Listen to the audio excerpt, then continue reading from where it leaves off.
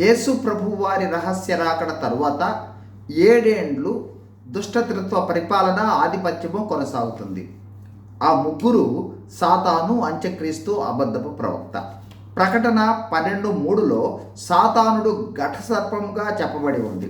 సాతానుని పేర్లు అపవాది, లూసిఫర్, బయల్జెబూలు, సర్పము, అబద్ధములకు జనకుడు, అబద్దోను మరియు ఘటసర్పం అని పేర్లతో బైబిల్లో సంబోధించబడింది.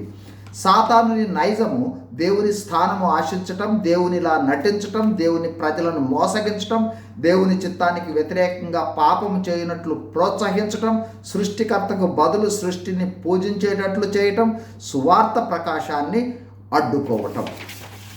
రహస్య రాకడ తరువాత భూమి మీద 7 ఏండ్ల శ్రమ కాలంలో సాతానుడు అంత్యక్రీస్తుకు లేదా క్రీస్తు విరోధికి సింహాసనమును, తన అధికారమును, శక్తిని ఇస్తాడు. అతనికి ప్రపంచంపై సంపూర్ణ ఆధిపత్యమును ఇస్తాడు. క్లుప్తంగా సాతాను యొక్క పనులు 7 ఏండ్ల శ్రమల కాలంలో: 1. దేవుని అధికారానికి, ఆయన ప్రజలకు వ్యతిరేకంగా తిరుగుబాటుకు ప్రోత్సహిస్తాడు. 2. ప్రపంచంలో తన శక్తి ప్రభావాల ద్వారా యుద్ధాలు, కరువులు, ప్రకృతి వైపరీత్యాలు మరియు మానవాళికి బాధాకరమైన పరిస్థితులను ప్రోత్సహిస్తాడు. 3. మానవాళి నైతిక భ్రష్టత్వమునకు, అవిధేయతకు వెళ్ళినట్లుగా ప్రోత్సహిస్తాడు. 4. 7 ఏండ్ల కాలంలో తన సొంత సామ్రాజ్యాన్ని స్థాపించడం కోసం అంత్యక్రీస్తు, అబద్ధపు ప్రవక్తల సహకారంతో విస్తృత ప్రయత్నాలు చేస్తాడు.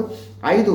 ప్రజలను దేవుని సత్యం నుండి మళ్లించటానికి మోసాలను ప్రచారం చేసి, వ్యాప్తి చేసి, దేవుని ప్రజలను, దేవుని సత్యాన్ని విశ్వసించే వారిని ఆటంకపరుస్తూ గందరగోళంలోనికి మళ్లిస్తాడు.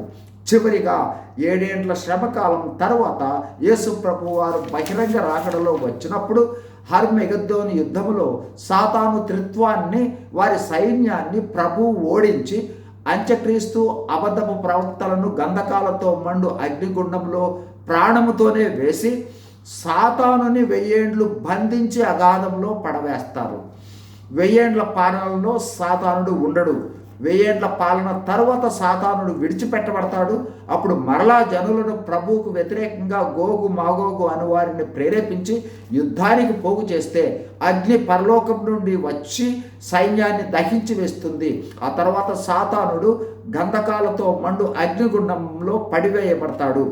అక్కడ గతంలో అంటే 1000 ఏండ్ల పాలనకు ముందు పడవేయబడిన అంత్యక్రీస్తు, అబద్ధపు ప్రవక్తలు కూడా ఉన్నారని గమనించాలి. God bless you. Thank you.